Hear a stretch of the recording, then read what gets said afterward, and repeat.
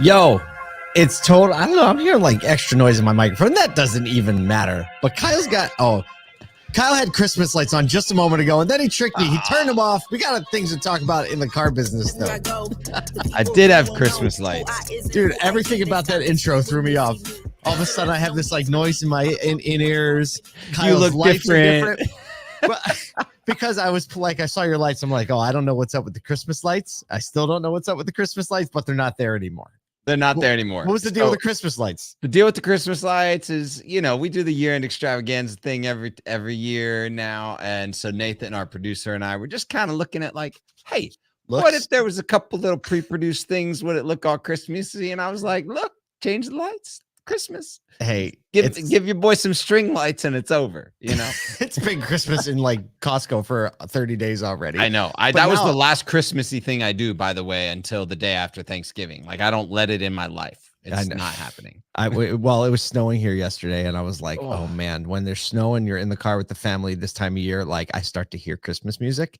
Yeah, it just is in your brain, right? I mean, and we have like, probably like 4 albums that we listen to on repeat throughout the Christmas season. Like, we'll talk about we'll talk about that when it's Christmas time. Isn't that funny? But not anything to do with Christmas time. Kyle and I are going to be traveling around a bit, visiting some dealers on Friday. Next week, we'll be at Used Car Week from, I think it's like Tuesday through the very end of Thursday. So yeah. So make sure you come say hi. We're going to be roaming.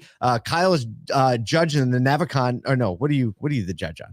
Navicon. Okay, Yep. I thought that was what you and Greenfield and the Troublemaker is going to be dropping some judgment. Yes. Oh, look, that's like my favorite thing. Just dude, it's your wheelhouse. On it's the your new wheelhouse tech in the industry and be like, but let me just say, if you're competing in that competition, gird your loins. It's just gonna happen. I don't like Steve Greenfield. He's like, well, let's just look at this, and I'm like, pop it a skibbity bop. No, Kyle's like, if we walk away from this and you don't even either hate me or love me, there's no middle ground with Kyle, right? You're gonna hate me, you're gonna love me. That's the goal. What else is going on? Auto Collabs today. We are dropping our interview with Steve White, which was amazing with Clairvoy, talking about how they add 1 billion lines of data each month. Plus his backstory, such a great guy to have a conversation with. Michael Cirillo, Kyle, and myself had an awesome time in conversation with him. So check that out. You go to any podcast platform and just search Auto Collabs, Collabs. Just another one of the pieces of content in the Asotu-verse that you might just find out that you like. Little slower conversation than the morning show. For sure, go check out. Yes. Okay. So let's get into some news. Let's get into it. Oh, this is actually, I don't know which trigger pad do I play. This one? I don't play that one anymore, right? We can, the other UAW trigger pad. Yeah. It's weird because like now the UAW update is not even about the big 3 anymore. And until this thing's ratified, I think we're going to be floating in this middle land. But this is middle space. I think this is a really positive story to come out of everything. A substantial attention has been turned to the UAW strike and all the subsequent pay increases and benefits for workers. Toyota now is voluntarily boosting pay for their non-union production workers. Toyota doesn't have a union. It's not like they have union workers and non-union workers. They don't have any union workers. So they're boosting pay for their workers as the automaker has announced a 9.2% wage increase for the production workers. So they raised the hourly wages for U.S. manufacturing, distribution, and logistics employees to $34.80 effective January 1st. It's the third raise this year. So they typically actually do biannual raises. So they already have 2 that happen every year. This is a third one, which makes it a little bit unusual, but obviously we can tie it back to what's going on in the rest of the industry. If you're a skilled trades worker, like you have a little bit more of a specialty skill set, now your top wage is $43.20 an hour, which sounds very familiar. Right? I've seen numbers in those mid 40s recently. Up from $39.50. So they got a bump as well as increased pay time off. And including increased pay time off for temporary workers. Chris Reynolds, the executive VP for corporate resources at Toyota North America, emphasizes the company's ethos when he said, quote, "At Toyota, we take great pride in showing respect for people. We value our employees, their contributions, and we show it by offering robust compensation packages that we continually review to ensure that we remain competitive in the auto industry." Yeah. How can we not? I wish we had an applause trigger pad because like they handled it with Toyota level Thank you. I got you. I got you. Toyota just handles it with a level of decorum and respect. I almost struggle to comment on this at this point because I feel like sometimes it's like our little Toyota love fest. Like we love other brands too, but there's just so much good in the way that they communicate, the way that they care for people. It's clear that this comes alongside the pressure of what is happening elsewhere in the US with the UAW impacted manufacturers, and they have to stay competitive. But like when you're consistently giving cost of living adjustments, consistently giving raises, and then you respond to market pressure in time before anyone like creates an uprising, you create loyal people within your organization, and those type of loyal people help you build brand, help you build better experiences, better vehicles, all of that type of stuff. So like that's the focus for me, is like they're paying attention to the market and they're paying attention to their people at the same time, and they're continually making improvements. But it's like this, it's the same exact thing that's happening with like their approach to EVs. It's like a measured approach. Hey, look, if anyone just came to you without you like asking or forcing and said, you get a 9.2% increase, you'd run around like giddy. Okay. Right. Well, everybody that works there is watching the strike. They're watching the strike, but like they didn't have to do anything to. They didn't have to go 30%. Exactly. Right? I think that's the point. That's the whole point. The other stories around Toyota right now, right? Incredible profits because of their, foresight on hybrids and what that's actually doing for the company. And I think this ties back to like the Asotu way of saying it, right? Like help a lot of people make a lot of money, right? That's kind of Ben Stock put that out there, but that really is like they're focused on their people. They can keep quality up. And the balance sheet and the P&L shows it. Really does. Speaking of EVs, segue. Hybrids, EVs, balance sheet. You mentioned this story yesterday. I did. Yes, and, I'm glad we're. I had to bring this back around because it was such a great little part of the story, and I think it's a really important development. So, Vietnamese automaker VinFast, they're contemplating the introduction of their VF3 mini car to the U.S. market at a potential price point under $20,000. This thing looks like a Tonka truck, a little one. It's like a Swatch car and a Tonka truck got together. At a mere 10.2 feet in length, this chunky two-door EV is designed to cater to the Vietnamese market. However, they're saying this might just appeal to budget-conscious American city dwellers. It's definitely easy to park. It's described as a car and a crossover. It still has 16-inch wheels, which on a car that short look pretty big. Potential, here's the kicker. The potential price point might be $20,000 when, if it's eligible for the tax credit, you do the math, it's like pretty much priced like a Nissan Sentra was back in 2001. Right. 12 grand, 12.5. Pretty wild. There's nothing like it on the market. Dale Hale, advisor to VinFast, shared insights from their dealer meetings they've been having because they were bringing on network of dealers. See there?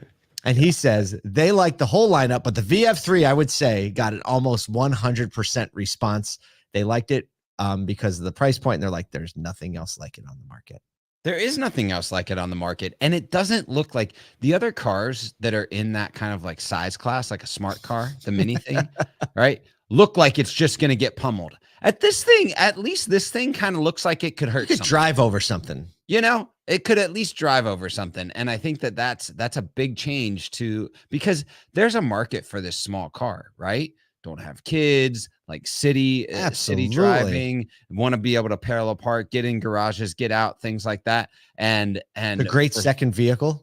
It's a great second, especially vehicle. If you have to park it somewhere. You're probably going to get a much higher capacity on the battery because you have a lot lighter vehicle. Potentially range is really good, and then that price point to get people over the hump of I'm going to try this thing out. Like imagine people doing a 2-year lease as a second vehicle to try and get into the. What is that going to be on a 2-year lease?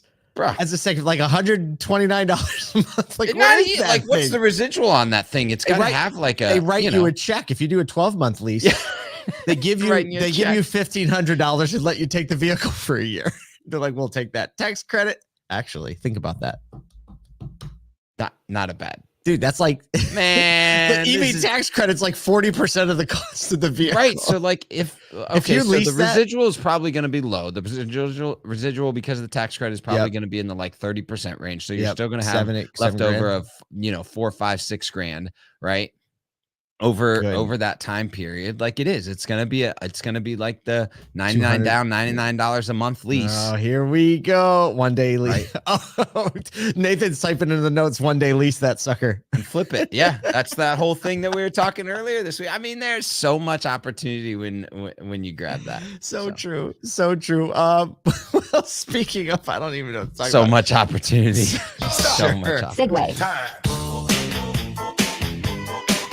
So if you've been to Walmart recently, especially if you've done any of the self-checkout, you've seen their 5-star checkout survey and how it's been a source of potential frustration for both consumers and employees. So the survey is part of Walmart's customer satisfaction evaluation, where customers are prompted to rate their checkout experience. However, the reports are saying the pressure to achieve the 5-star ratings have reportedly led to stress among employees. Some workers, get this, watch, we're going to draw a straight line here on this one. Some workers are feeling that their jobs are at risk if they don't secure perfect scores, while customers have, on the other hand, expressed frustration or annoyance at being constantly asked to complete the surveys every time they go in or by the employee that's standing close to them.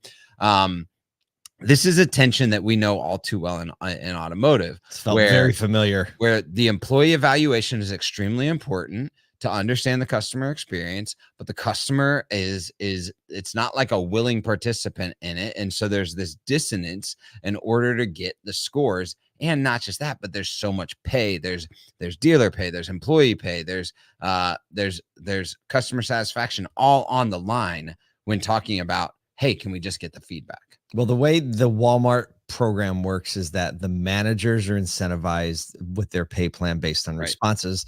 The employees are not, but obviously the manager puts pressure on employees. There's stories in there of, people saying, your customers saying like, I wasn't even done. And the employee just came up and pressed the 5 stars. Right. And, or when you walk away, which I would be the one who, like, as my receipt pops out, like I'm already 3 steps out the door, halfway gone. It's just showing up on the screen, in which case some of the employers are saying, yeah, we were told if they don't press it, then it must've been a 5-star experience if they don't do anything.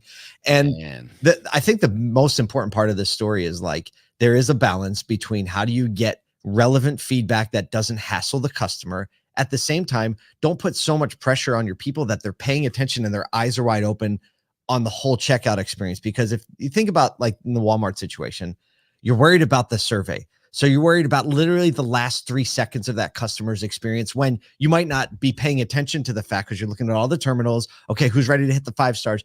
That somebody has a little problem that's in line that you could solve, or the scanner's not working, or something that actually is going to frustrate the customer at the end. And so I'll say it like this to the group that I was with before. And the reason why, just like real honestly, CSI came out of pay plans. I said, because CSI is a lagging indicator to intent and experience. Yep. That's a great way to put it. Right? Like, if you are waiting on or pursuing CSI at the point of survey, then you are looking at it as a lagging indicator to the real experience that you could deliver.